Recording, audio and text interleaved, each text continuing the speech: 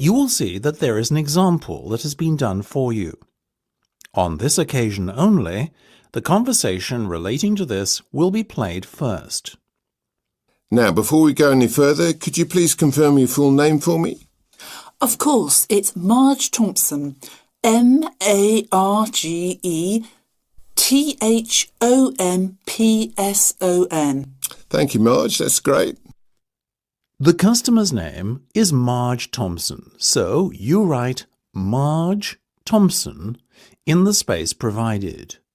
You should answer the questions as you listen, because you will not hear the recording a second time. Listen carefully and answer questions 1 to 6. Now, before we go any further, could you please confirm your full name for me? Of course, it's Marge Thompson.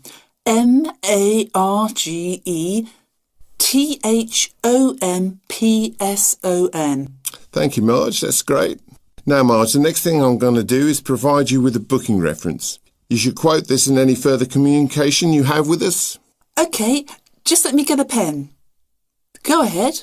Very well. It's 777 000 44 22. That's 777 000 44 22. Got it? Yes, thank you. And just to confirm, you want to hire a car for 14 days, is that right? Exactly. Right, I can confirm that you'll be issued with a T-Grey Sword Star. What's this T-Grey sword thing? Oh, my apologies. That's the model of car we've allocated to you for the hire period. Oh, I see. Sorry, I'm not that well up on car models. No worries. I'll give it to you again. Mind you, it's 2 words. T-Grey Sword Star. That's TIGRESWORDSTAR. Perfect. Got it. And that's going to be at the airport when I get there on the 2nd of July, right? Right. At 3 p.m, it'll be there waiting for you. Lovely. Where should I go to collect it? The hire car centre? No. You're arriving at the South Terminal. The hire car centre is in the North Terminal Blue Car Park. Instead, your car will be waiting in the South Terminal Blue Car Park. That'll save you a long walk. Oh, even better. And when do I have to have the car back by? Well, we give you a period of grace. So once it's back by the 17th of July, at or around 6 p.m, there won't be any problem. Well, as I'm flying back on the 16th, there certainly won't. I'll surely have it back by the return date. Otherwise, I'll be in big trouble. Indeed. Now, what type of insurance would you like? Fully comprehensive, of course. Naturally, right. We'll put you down for the comprehensive then, but I must inform you that there's an excess of £500. After that, you're covered for everything. Fine. That's pretty standard these days. Before listening to the rest of the conversation, you have some time to look at questions 7 to 10.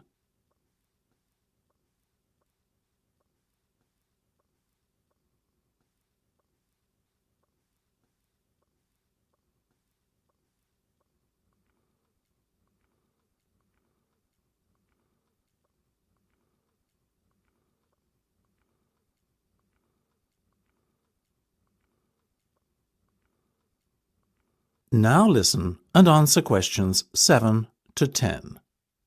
Now, Marge, how would you like to pay today? Do you accept cheques? Unfortunately not. Only a debit or credit card will suffice. OK. I have my debit card here. No worries. Excellent. Let me just give you a breakdown of the total cost now. It's £280 for the 14-day vehicle hire, and the insurance is an additional £75. Will you be needing a satellite navigation system? How much? £25. No, thank you. I'll use my own. I have one on my mobile. What about the roaming charges? That could amount to even more than £25. Good point. On second thoughts, I'll take the satellite navigation. I also need tyre chains. Is that correct? Not compulsory at this time of year. But I may be travelling up to very high altitudes in the Alps. In that case, perhaps you should hire them too. The chains will set you back another £25. No problem. So that's £405 by my calculation. We also have to include 12.5% tax, I'm afraid. Oh, well, if you must. So in total, that's £455.50. Now let me just... Now turn to Section 2. Section 2. You will hear the general manager of a golf club talking to some people who would like to become members.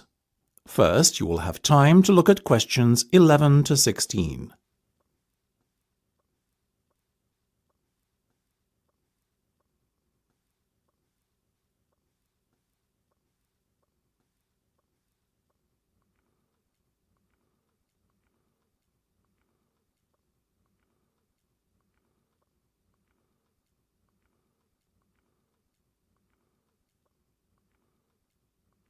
Now listen carefully and answer questions 11 to 16. Now, ladies and gentlemen, thank you for coming to this meeting. Demand for membership places has far exceeded our expectations this year, so it was decided to gather you all here together to go through the process step by step, once rather than many times with each of you individually. The first thing you need to do is not fill in the application form. This, you see, is a waste of time, unless you have found an application sponsor. Your sponsor must be an existing full member of the club. Now, once you have your sponsor, you should log on to our website and fill in and send through the membership form. You will be prompted to provide the relevant deposit at the same time as you submit your application. You may do so using any major debit or credit card.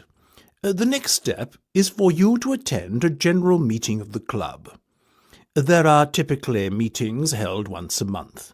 After the club meeting, you will then be required to wait a while in order for the club committee to examine and, if all is in order, approve your application.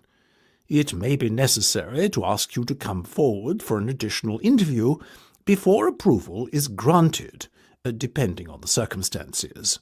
Now, once you have been approved, you are almost a member of the club. All you need to do then is pay the remaining balance of your membership fee. Having done this, you are officially a member of Blainrow Golf Club. However, you cannot start to play in competitions until you have acquired your handicap.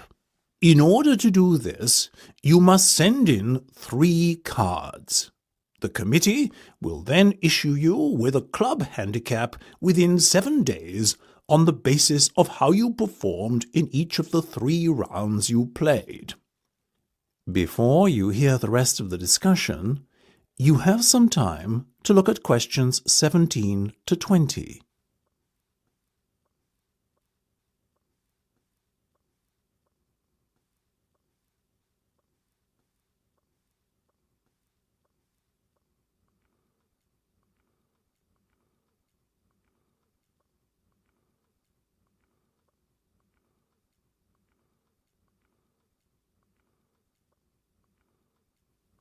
Now listen and answer questions 17 to 20.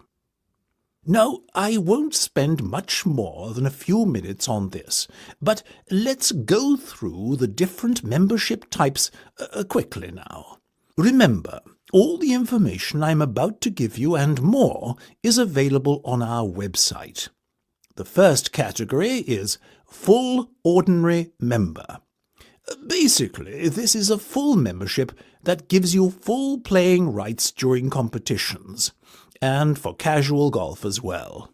It costs £10,000 to become a full member, or alternatively, 4 instalments of £2,500. Our next category is Associate. This is for a golfer who is already a member of a club but wants to join ours too, while keeping his existing club as his main club. You have the same rights as a full member, but the cost is £9,000. I must remind you that there is a limited number of memberships of this kind available. 5-day members pay £5,000 to join, and this payment can be put towards becoming a full member at a later date if you would like to upgrade your membership status. You enjoy full playing rights during casual play and can play in all weekday competitions. However, you cannot enter competitions at the weekend. Intermediate membership is open to golfers under the age of 25 and costs £1,800, as do the other remaining membership types: junior, senior, and overseas. If you are an intermediate member, you too have full playing rights for casual play. However, you can only play in competition if a full member of the club invites you to join him. Junior members are aged between 12 and 18. They enjoy restricted playing rights in casual playing time and are only allowed to play on Monday and Wednesday mornings. They can occasionally play in competitions, but the opportunities to play in this format are severely restricted. Senior members enjoy full rights at all times, and overseas members can play on the course casually at any time, and can enter competitions if invited to do so by a full member of the club. Now, as to the questions of... Now turn to Section 3. Section 3. You will hear a discussion between two students and their tutor. First, you have some time to look at questions 21 to 25.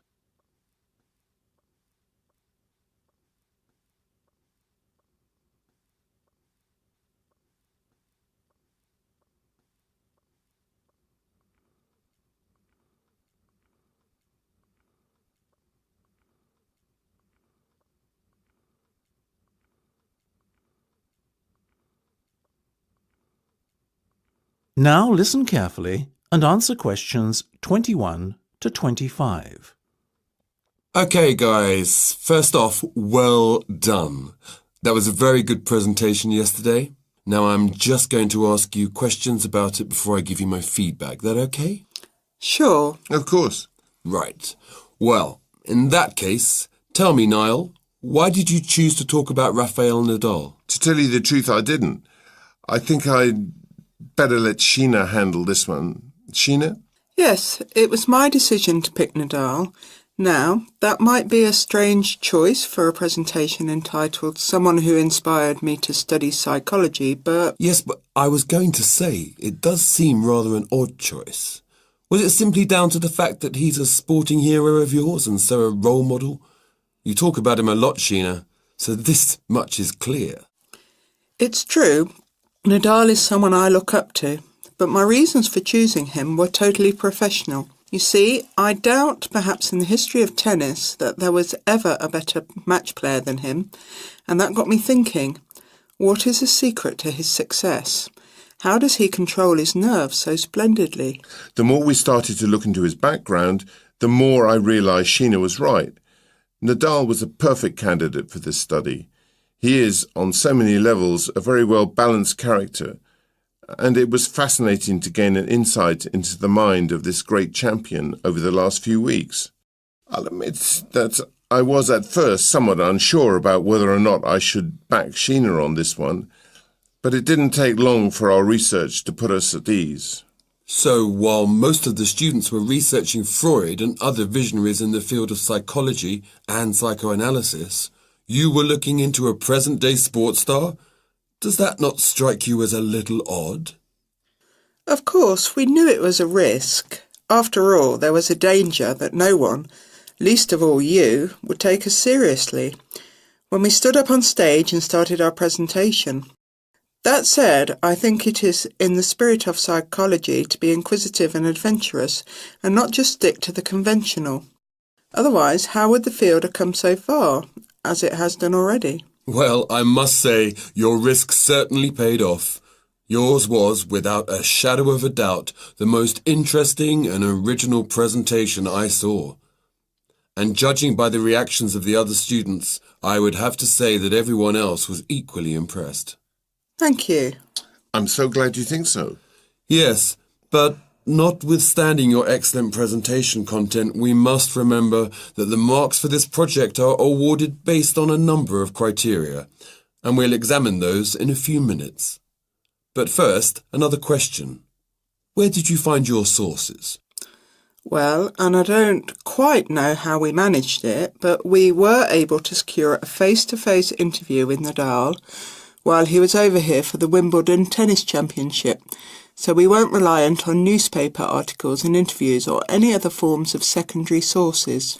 We did, however, find the library's sports archive an invaluable backup aid to help us fill in the gaps and piece together our interpretation of what makes Nadal such a mentally strong champion.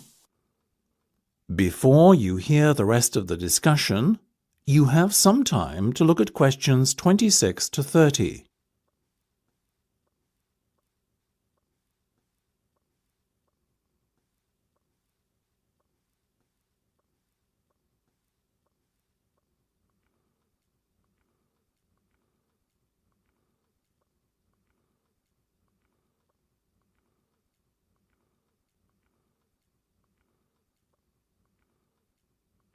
Now listen and answer questions 26 to 30. Okay, well, as I said, congratulations again for your excellent work. Now it's time for my feedback.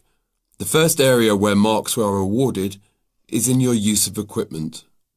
I felt that had you not been a little too reliant on the overhead projector, and had you, for example, used the interactive whiteboard and audio equipment a little more effectively, you would have received top marks in this section.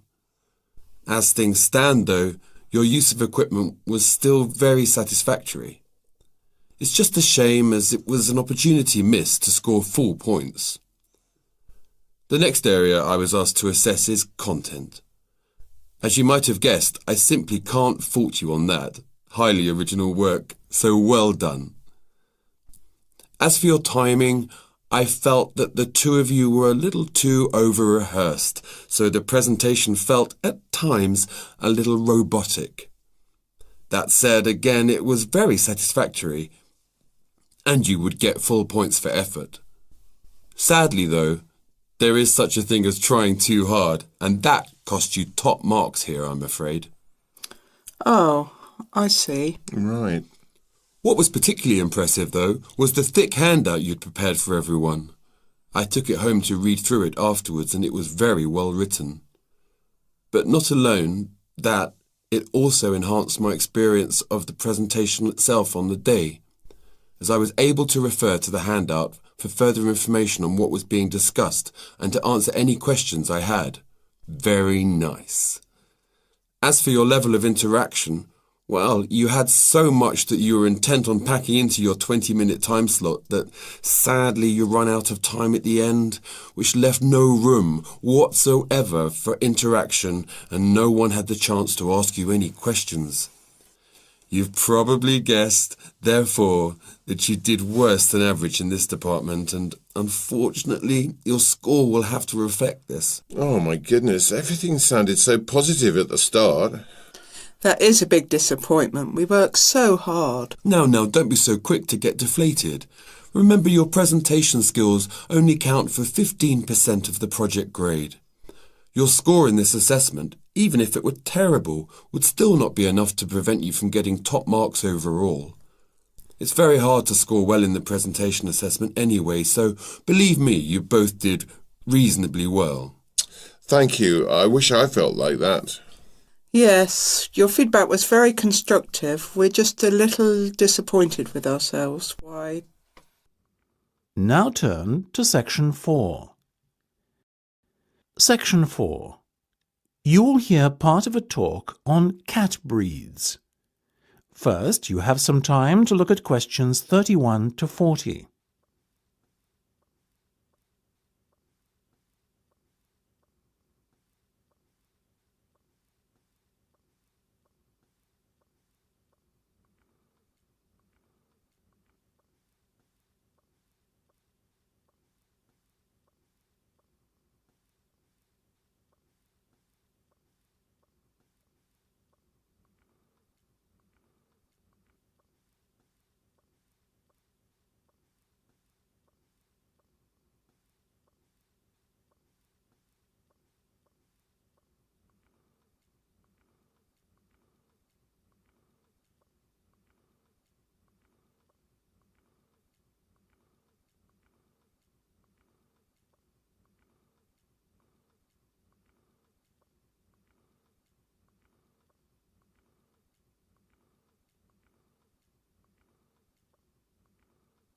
Now listen carefully and answer questions 31 to 40. Look at her, ladies and gentlemen. Isn't she beautiful? The Abyssinian is a natural breed of cat which originated in Africa, or more specifically, what is now Ethiopia. Today it is found in much of the surrounding African continent, particularly Somalia. Its head is broad and moderately wedge-shaped, and it has relatively large pointed ears, like the specimen you can see here in front of you. It is typically a reddish colour and is known for the unusual M-shaped marking, which often appears directly above the two eyes. See here.